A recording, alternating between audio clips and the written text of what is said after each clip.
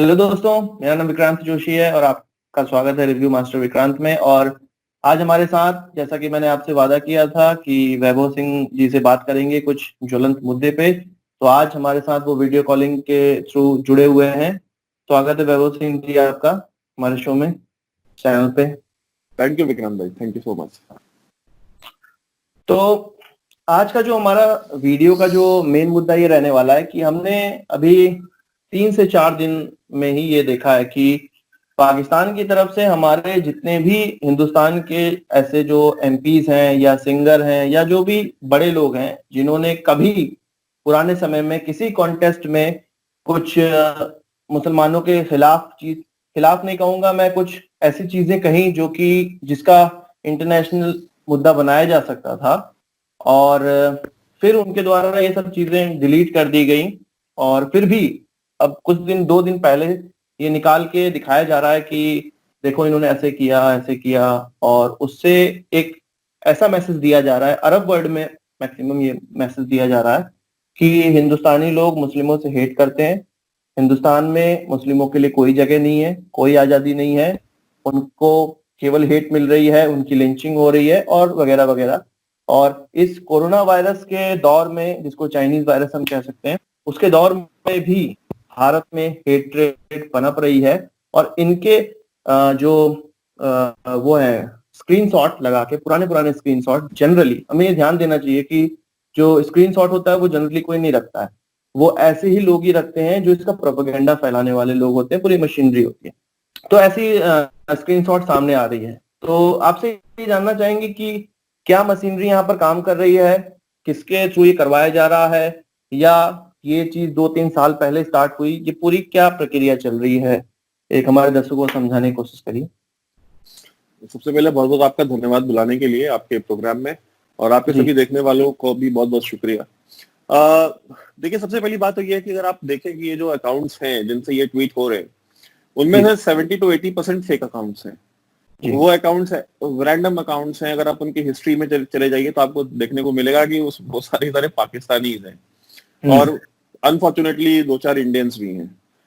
फिर बाकी जो अकाउंट जो कि ऑथेंटिक जेन्युइन अकाउंट्स है, बिकॉज में से 1, 2, 3 ऐसे भी अकाउंट्स हैं जो वेरीफाइड हैं ट्विटर के द्वारा।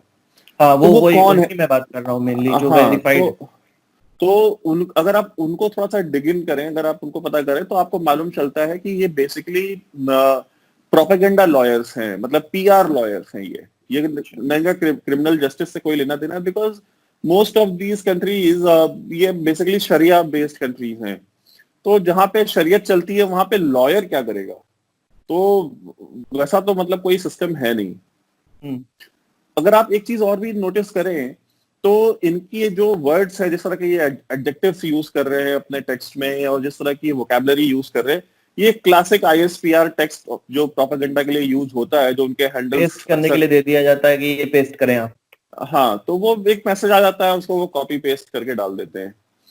और देखिए, झूठ की उम्र बहुत लंबी नहीं होती है। अब अभी तो 2-4 ही दिन हुए हैं, 2-4 दिन और रुक जाइए, वो भी सामने आ जाएगा कि ये कौन थे, कहाँ से आए, इनको कहाँ से पेमेंट मिली। देखिए, गल्फ में पाकिस्तान ने बहुत इन्वेस्टमेंट्स करी हैं। जब मैं इन्वेस्टमेंट की बात करता हूं तो वो इन्वेस्टमेंट पैसे की इन्वेस्टमेंट की बात नहीं कर रहा हूं, मैं बात कर रहा हूं उस इन्वेस्टमेंट की जो आप एसेट्स क्रिएट करते हैं वहां पे। और वहां पे प्राइम मिनिस्टर मोदी के आने तक मैं ये मानूंगा कि वहां पे वन मैन शो चलता था। बिल्कुल, वो एक ऐसा फील्ड था जियो पॉलिटिक्स का, जहां पे इंडियन एजेंसीज का, इंडिया का कोई भी व्हाट्सोएवर, मतलब कोई भी लेवरेज नहीं था वहां पे। आपका वहां पे वर्कफोर्स काम करता था, बट स्ट्रैटेजिकली या जियोपॉलिटिकली आप देखें तो वो पूरा का पूरा पाकिस्तान का वन मैन शो वहां चलता था।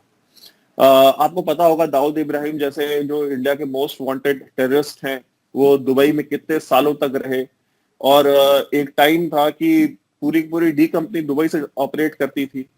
दुबई को ये जो आप मुंबई का जो अंडरवर्ल्ड है, वहां मुंबई को गांव कहा जाता था। गांव was the word which was used to address Dubai. तो मतलब इतनी क्लोजनेस थी, इतना ज्यादा पेनिट्रेशन था उनका वहां पे। तो वो सारा का सारा क्रिएट किया हुआ आईएसआई का था। 9/11 के बाद जब वर्ल्ड ट्रेड सेंटर गिरा, तो उसके बाद स्टैट्स चेंज हुए, अमेरिका ने इस्लामिक टेररिज्म को बहुत सीरियसली लिया, और जाहिर सी बात है जो गल्फ नेशंस हैं वो बिना अमेरिकन सपोर्ट के 2 दिन नहीं चल सकते। ये तो बात। तो उन्होंने फिर धीरे धीरे इन लोगों को वहां से हटाना शुरू किया, उनको वापस जहां वो बिलोंग करते थे भेजा।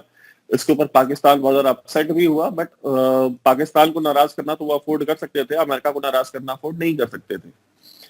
तो वहां पे उनके एसेट्स बहुत हैं, उनकी जो रिटायर्ड जनरल्स हैं, जैसे आईएसआई के चीफ थे शुजा पाशा, जनरल शुजा पाशा, आज भी वो दुबई में ही रहते हैं, उनकी पूरी फैमिली दुबई बेस्ड है।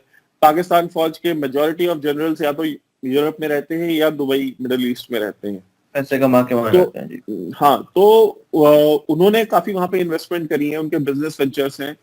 और पाकिस्तानी जो प्रोपेगेंडा, पाकिस्तान आर्मी के जो प्रोपेगेंडा विंग है आईएसपीआर के बहुत सारे लोग हैं जो वहां पे बेस्ड हैं। अगर आप देखें तो जैसे कि वहां पे एक न्यूज 92 HD करके एक पाकिस्तानी न्यूज चैनल है, उसका उसका एक जर्नलिस्ट, उसका नाम है मोहित पीरजादा। तो मोहित पीरजादा बेसिकली आईएसपीआर के साथ बहुत क्लोजली काम करता है प्रोपेगेंडा करने के लिए, वो बेसिकली आर्मी का बंदा है। अच्छा।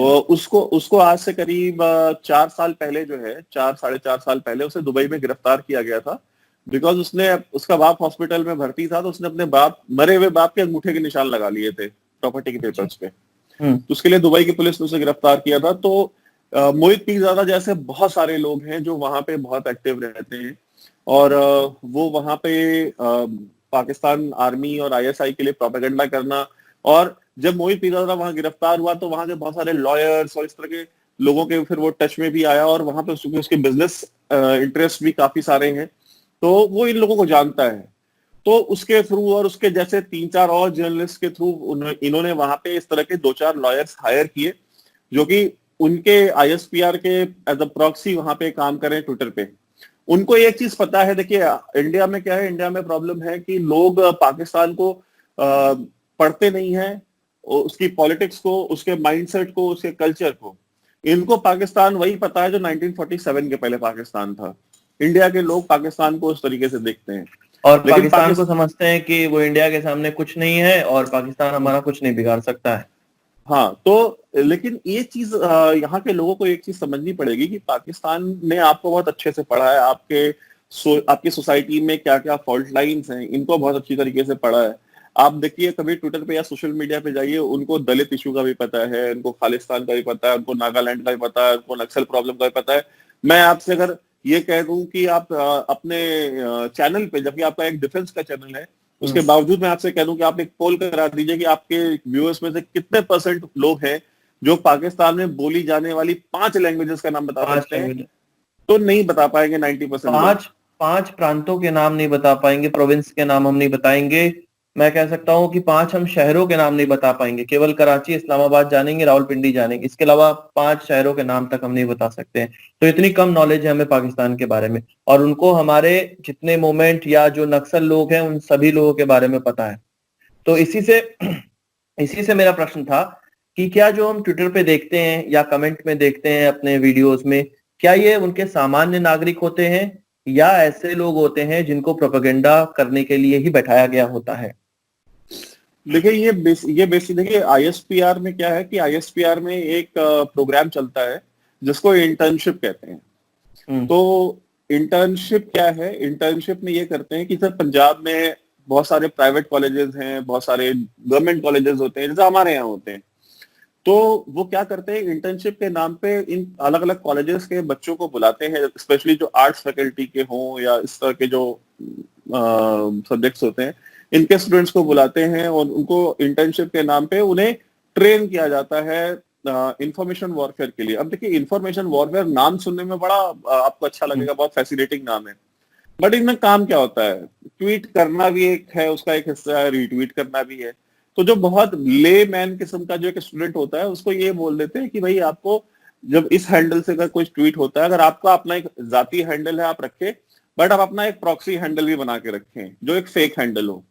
और जब हम आपको जब कभी मैसेज करेंगे किसी ग्रुप में, व्हाट्सएप ग्रुप में या ट्विटर के ग्रुप में, तो हमारा जो ट्रेंड होगा उसको आपको ट्रेंड कराना है, या उसको आपको एक ट्वीट की हम लिंक भेजते हैं तो उसे आपको रीट्वीट करना है। तो जैसे अगर एक ये अरब लॉयर ने अगर कुवैत में बैठ के अगर ट्वीट करा तो उसकी लिंक जो है वो तुरंत जो है, ये जो जितने भी इंटर्न्स उनके यहाँ से 2 महीने की इंटर्नशिप करके गए हुए हैं, उनको वो लिंक चली जाती है, वो उसको रिट्वीट करना शुरू करते हैं। अब एक अचानक से कुवैत में बैठा हुआ आदमी, जो एक ऑर्डिनरी मिडिल क्लास का आदमी होगा, अगर वो देखता है कि यार मेरा एक कुवैती लॉयर है कोई, यार उसका ट्वीट यार मतलब 1 घंटे के अंदर 12-15 हजार बार रीट्वीट हो गया है, तो जो ऑर्डिनरी कुवैती है या जो ऑर्डिनरी इंडियंस है, जो ऑर्डिनरी यूरोपियंस हैं, उनको लगता है यार कि ये वाकई में मतलब इतनी ज्यादा प्रॉब्लम्स इंडियन मुस्लिम्स को हो रही हैं, मतलब कितना बड़ा इशू होगा कि यार 1 घंटे के अंदर इतने हो रहे हैं।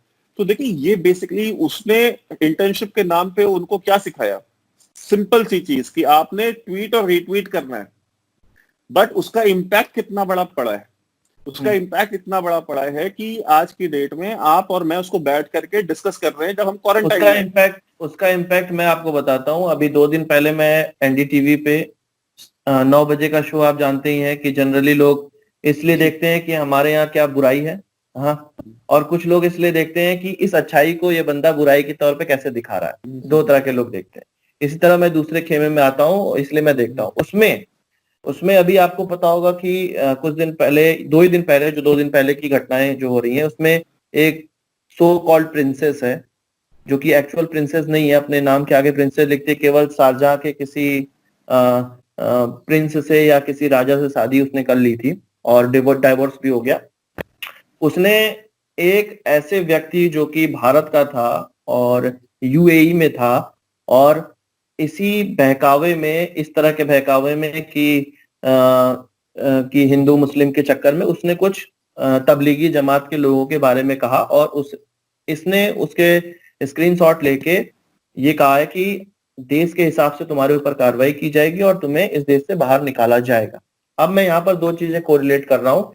एक, ऐसे लोग जो कि गवर्नमेंट के लोग नहीं है यूएई या अरब कंट्रीज के, वो इस तरह की चीजें कह रहे हैं, और दूसरा, ये जो प्रोपेगेंडा मशीन है पाकिस्तानी, इसके वजह से जो भारतीय लोग हैं, जो इनोसेंट भारतीय हैं, जिसको केवल जवाब देने का मन कर रहा है, उनके लिए आपका क्या सजेशन है और किस तरह जवाब देना चाहिए? क्या उनको केवल ऐसे ही बोल देना चाहिए, कमेंट में लिख देना चाहिए, गालियां लिख देना चाहिए, या रिपोर्ट करके जवाब देना है? ये सारी चीजें जरा समझाइए कि क्या चल रहा है और किस तरह से यहाँ के लोगों में, जैसे कि अजीत भारती ने कहा था कि अपने वीडियो में, कि इस तरह की चीजों से हमारे जो अरब कंट्रीज के साथ अच्छे रिलेशंस हैं वो बिगड़ सकते हैं। इस तरह की कार्रवाइयां, मतलब ये जो प्रोपेगेंडा फैला, ये इसी कारण से फैलाया जा रहा है। इसके बारे में थोड़ा सा कुछ। देखिए मैं आपको एक चीज बता दूं, अच्छा मैं आपसे एक छोटी सी बात पूछता हूँ। आपको पता है सऊदी जो रॉयल फैमिली है, सऊदी रॉयल फैमिली में कितने प्रिंस और प्रिंसेसेस है? नहीं, ये नहीं पता है। 15,000। 15,000? मतलब कोई एक बड़ा बिजनेसमैन वहां पे प्रिंस बन गया?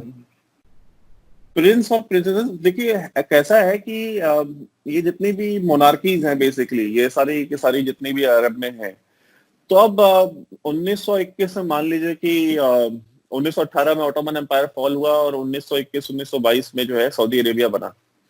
तो सऊदी अरेबिया में अब जो उसका रूलर था, जिसने सऊदी अरेबिया को, जो फाउंडर था, उसने 10 शादियां करी थी, ठीक है। अब 10 शादियां करी, उसके 10 शादियों से करीब 100 बच्चे हुए। उन 100 बच्चों ने 10-10 शादियां करी और उनके 10-10 बच्चे हुए। इस तरह से ये एक्सपोनेंशियली ये जो ग्रोथ है पूरे मिडिल ईस्ट में, एक जॉर्डन का किंग है, ठीक है, जो करंट किंग है, एक वो इकलौता बंदा है जिसने सिर्फ एक शादी करी है, ठीक है। बाकी जितने भी हैं, किसी ने 10 करी है, किसी ने 12 करी, किसी ने 15 करी, इसी तरह से इन्होंने शादियां करी हैं। तो पहली बात तो कि किसी प्रिंसेस ने, तो वो प्रिंसेस की वैल्यू क्या है उसकी स्टेटमेंट की? उसने कह दिया कि हम निकाल देंगे, तो उसके कहने से थोड़ी निकल जाएगा कोई। जो डिसीजन मेकर है, जो पॉलिसी मेकर है, वो तो प्राइम मिनिस्टर मोदी को हाईएस्ट सिविलियन अवार्ड देता है, चाहे वो सऊदी अरेबिया का हो, चाहे वो यूएई का हो, चाहे कतर का हो, चाहे जॉर्डन का हो, कहीं का भी हो। तो किसी रैंडम प्रिंस और प्रिंसेस से कहने से कुछ फर्क नहीं पड़ना, पहली चीज।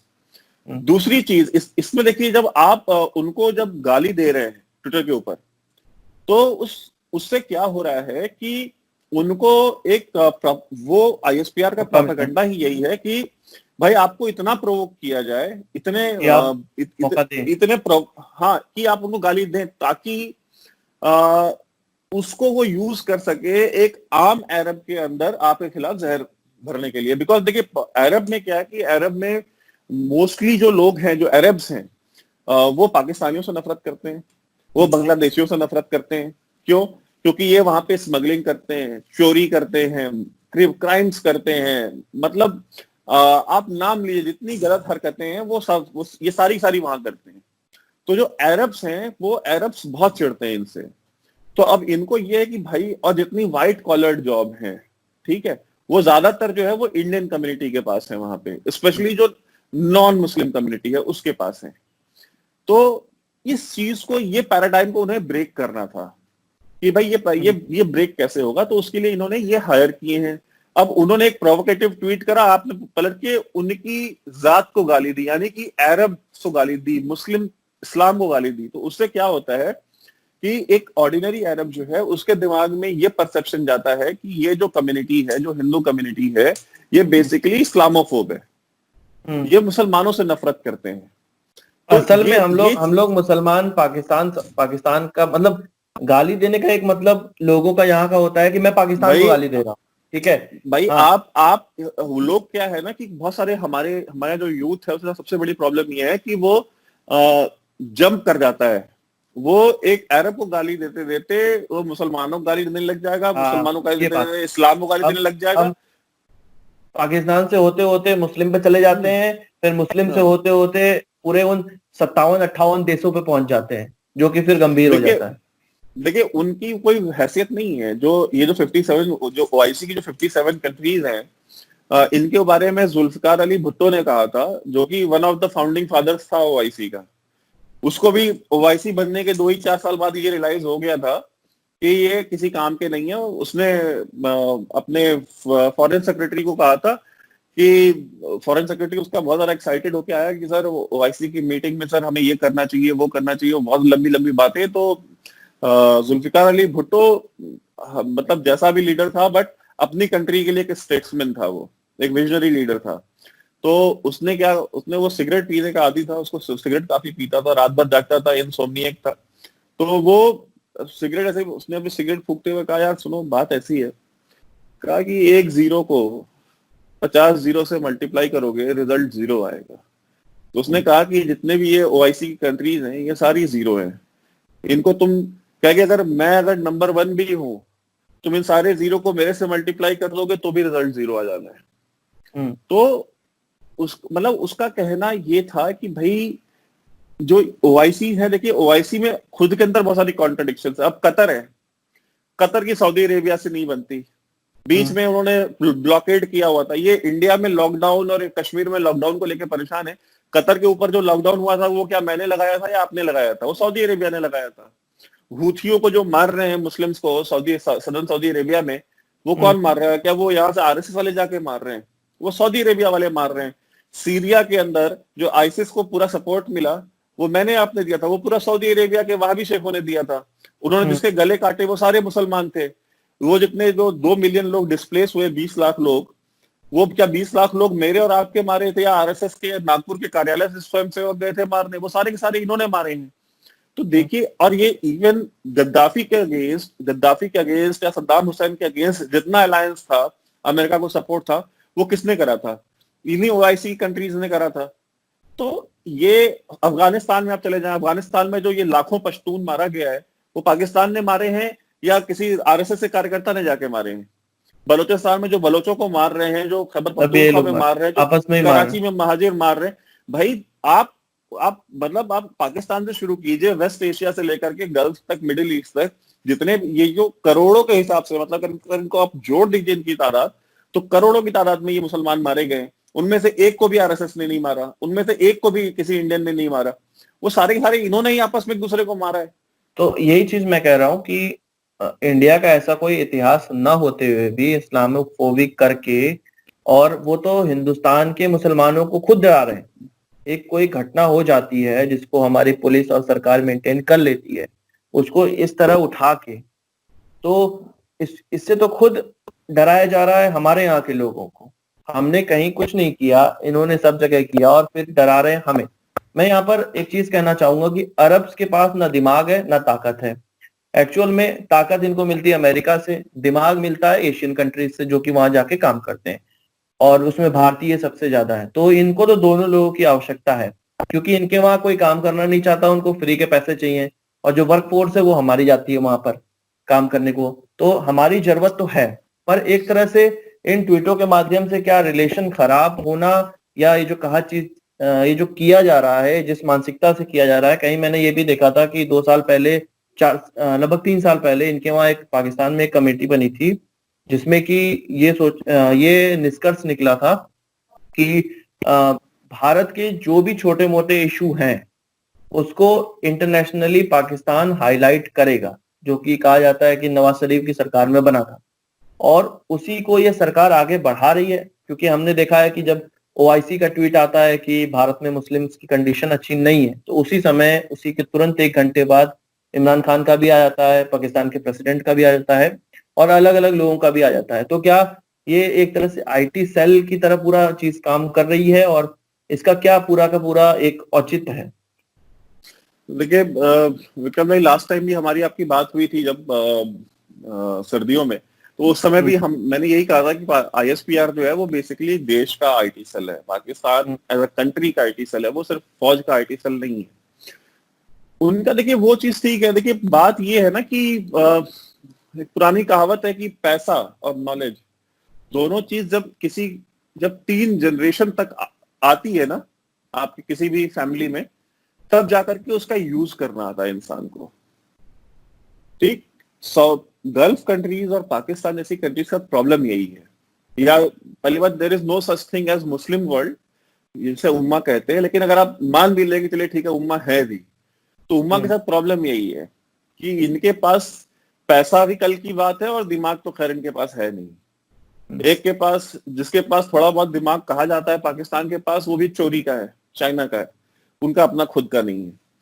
तो ये चीज है। और देखिए मैं ये कहता हूं कि ये दिया बुझने से पहले बहुत तेज फड़फड़ाता है, तो बेसिकली ये वही चीज है कि ये हाथ पांव मार रहे हैं कि कहीं ये डेस्परेशन शो करती है पाकिस्तान की, किसी तरीके से कुछ भी करके शाहीन बाग करा दो या कुछ तरह से करके, मतलब आसाम को तोड़ने की बात करवा दो वहां पे अलीगढ़ मुस्लिम यूनिवर्सिटी में, और इस तरह ये सब क्या है ना, ये सब डेस्परेट मूव्स हैं। एनआरसी से सबसे बड़ा खतरा पाकिस्तान को है कि भाई उसके जो स्लीपर सेल्स हैं, उसकी जो डीप एसेट्स है यहाँ पे, वो सारे कॉम्प्रोमाइज हो जाने हैं। ठीक, और अब वो ये जो कोशिश कर रहा है किसी तरह से अरब कंट्रीज की तरफ से, अब सोचिए एक पैंडेमिक चल रहा है, दुनिया भर लॉकडाउन में, खुद पाकिस्तान लॉकडाउन में, ग्रोथ रेट नेगेटिव में जाने वाली है पाकिस्तान की नेक्स्ट ईयर। डिस्कस हो रहा है इस्लामोफोबिया, और इस्लामोफोबिया इंडिया में डिबेट में लाया गया है, पाकिस्तान में लाया गया है, और दुनिया भर में लाया जा रहा है।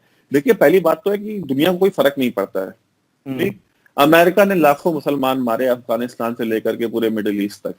ठीक, कोई फर्क नहीं पड़ता है किसी को मतलब कोई लेना देना नहीं है। सबको पता है कि भाई लोग, दुनिया के पास डेबिट कार्ड क्रेडिट कार्ड है, आपके पास विक्टिम कार्ड है। तो आप कहते हैं ना, कहावत है कि you can fool some people sometimes but you can't fool all the people all the times. तो ठीक है, तो ये बार बार आप किसी को बेवकूफ नहीं बना सकते। मैं रिक्वेस्ट करूंगा जो इंडियन ऑडियंस है उससे कि आप इनको इग्नोर करें। ये बेसिकली क्या कर रहे हैं, ये आपको यूज कर रहे हैं, ये आपको यूज कर रहे हैं ताकि एक आम अरब, जो कि एक मिडिल क्लास अरब फैमिली है, जो कि डॉक्टर्स हैं, इंजीनियर्स हैं, या अपना काम करते हैं, जो कि इंडिया से प्यार करते हैं, यहाँ के कल्चर से प्यार करते हैं। आप देखते होंगे वीडियोस में, वो मंदिरों में भी जाते हैं, घंटियां भी बजाते हैं, आरतियां भी करते हैं, वो वीडियोस वायरल होती हैं। तो वो इंडिया का खाना, वो खाने से भी प्यार करते हैं, वो आपके कल्चर से भी प्यार करते हैं, आपकी रिलीजियस डाइवर्सिटी से भी प्यार करते हैं। ये बेसिकली आपके और उनके बीच में नफरत डालने का प्रयास है। तो आप कभी भी पलट करके फिर उनको ये लगेगा यार कि हम तो इनके यहाँ मंदिरों में घंटियां भी बजा देते हैं जाकर के, हम तो मुरारी बापू के शो में जाके नाच भी देते हैं उनके प्रवचन में, और ये हमारे रिलीजन के बारे में इस तरह के ख्याल रखते हैं। क्योंकि आप जो ट्वीट कर रहे हैं ना, इन ट्वीट्स को फिर इनका स्क्रीनशॉट वो लेंगे, और फिर उनको वो अपनी कम्युनिटीज में वहां पे अरब वर्ल्ड में घुमाएंगे कि भाई देखिए एक ऑर्डिनरी हिंदू, जो आम हिंदू है, वो आपके बारे में क्या सोचता है। आप वहां जाते हैं, आप इनके यहाँ शादियों में जाते हैं, आप इनके यहाँ खानों पे जाते हैं, ये this is what they think about you. तो इसका ये जो पूरा जो ड्रामा चल रहा है, इसका पर्पस वो नहीं है जो आपको दिख रहा है। क्या इंटरनेशनल कोर्ट ऑफ जस्टिस में पाकिस्तान जो है कि कोई केस नहीं लेके जा पा रहा है इंडियन माइनॉरिटी का, वो एक अरब लॉयर या ट्विटर। दो चार अरब के मतलब वो ट्वीट कर देने से वो केस वहां चला जाएगा? एक पूरी स्टेट लगी हुई है, उसकी पूरी state machinery, Turkey, Malaysia, Pakistan, तीनों मिलके नहीं ले जा पाए। यूनाइटेड नेशंस में कश्मीर नहीं डिस्कस करा पाए, जहां पे China permanent member of UNSC, उसके सपोर्ट के साथ वो नहीं डिस्कस करा पाए कश्मीर।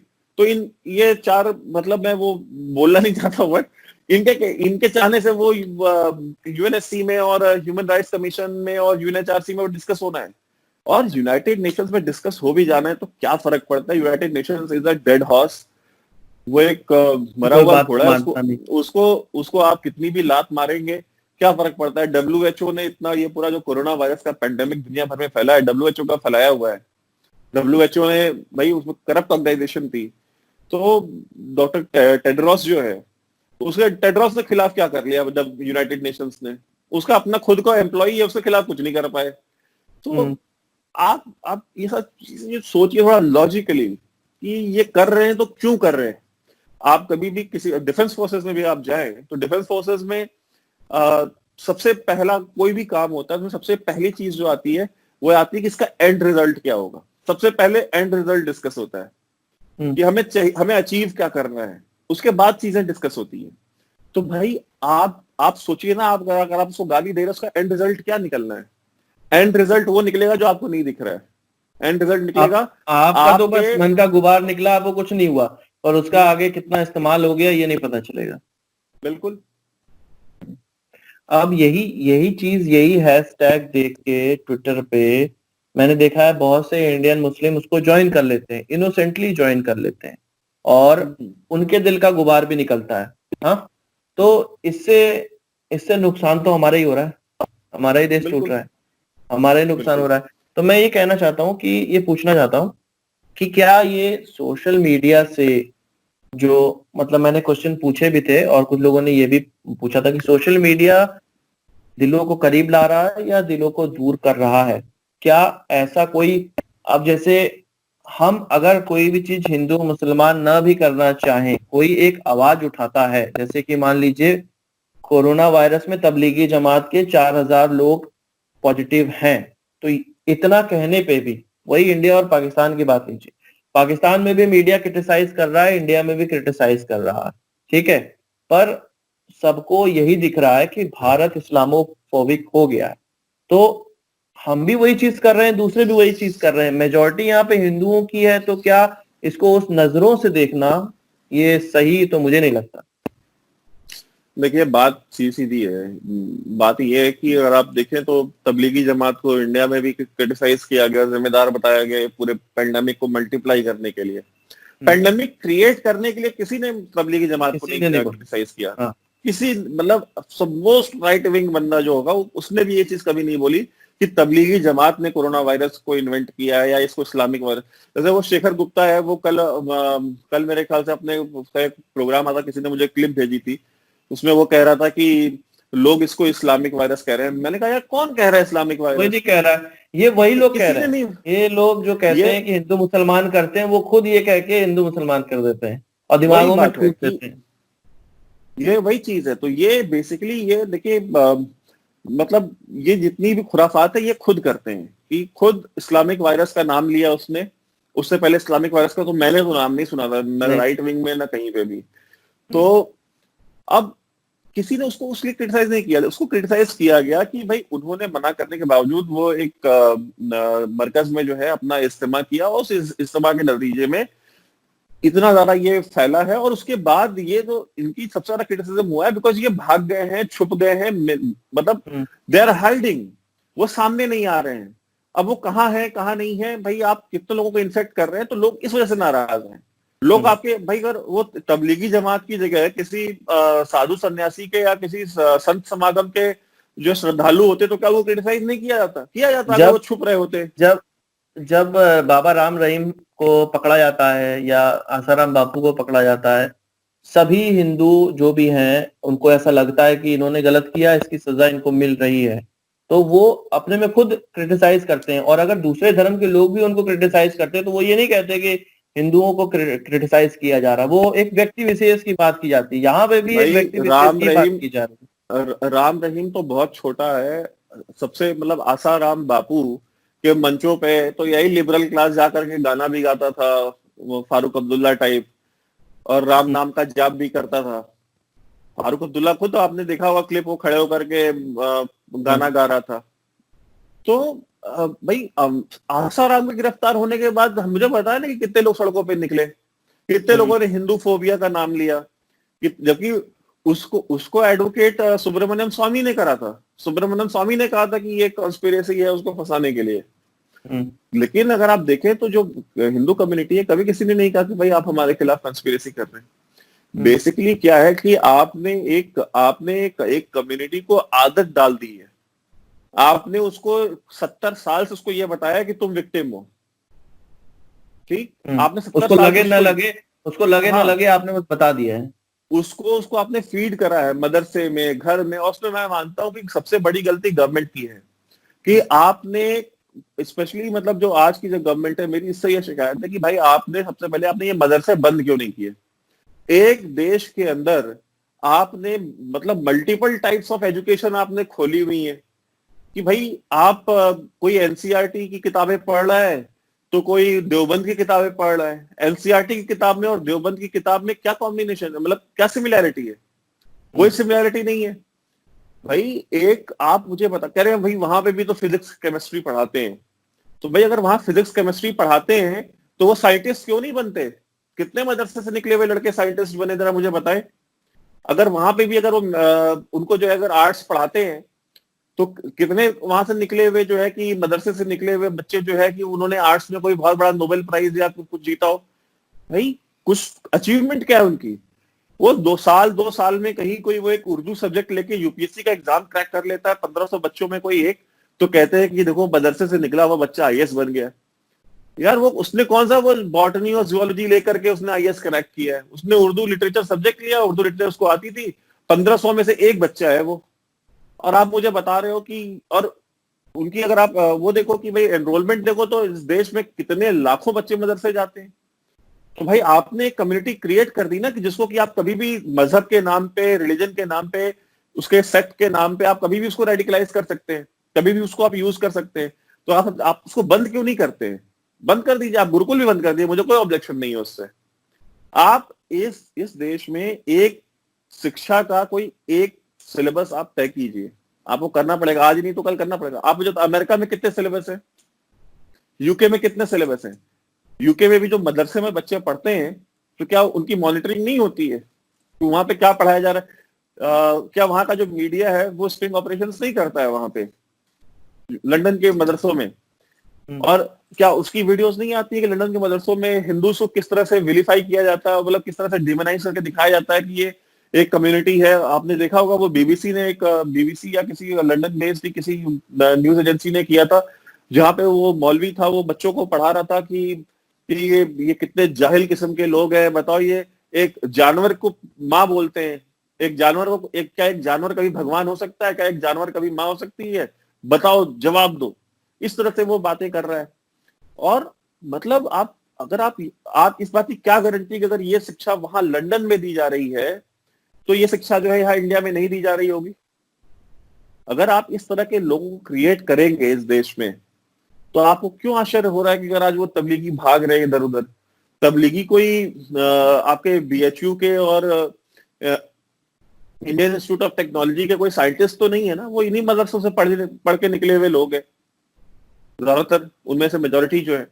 तो भाई अगर वो आज भाग रहे हैं, छुप रहे हैं, उसको स्प्रेड कर रहे हैं कोरोना वायरस को, और तबलीगियों को तो पाकिस्तान भी ब्लेम कर रहा है, सबसे बड़ा जो सुपर कैरियर उन्होंने डिक्लेयर किया है, लेकिन इंडिया को ही क्यों कर रहे हैं? बिकॉज आपका जो काउंटर है कमजोर है। हमारा जो लास्ट बातचीत हुई थी उसमें भी मैंने आपसे यही कहा था कि इंडिया में लोगों को अंदाजा नहीं है इस चीज का, स्पेशली जो गवर्नमेंट है, गवर्नमेंट को कोई अंदाजा नहीं है कि किस तरह से यूज हो रहा है। और देखिए, मेरी आपकी बातचीत के बाद ही इस देश में दंगे भी हुए जो इंस्टिगेट किए गए दिसंबर के मंथ में।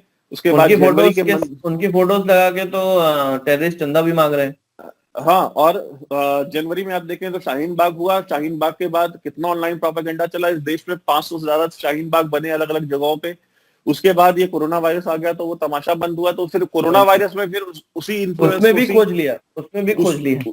उसमें भी उन्होंने निकाला। तो देखिए ये चीज तो जो मैंने कही थी, मैं उसी चीज को फिर अब मैं क्या बार बार रिपीट करूं कि आपको इस देश का एक आईटी सेल बनाना पड़ेगा। जो इंफॉर्मेशन वॉरफेयर है, इंफॉर्मेशन वॉरफेयर से देश टूट गए।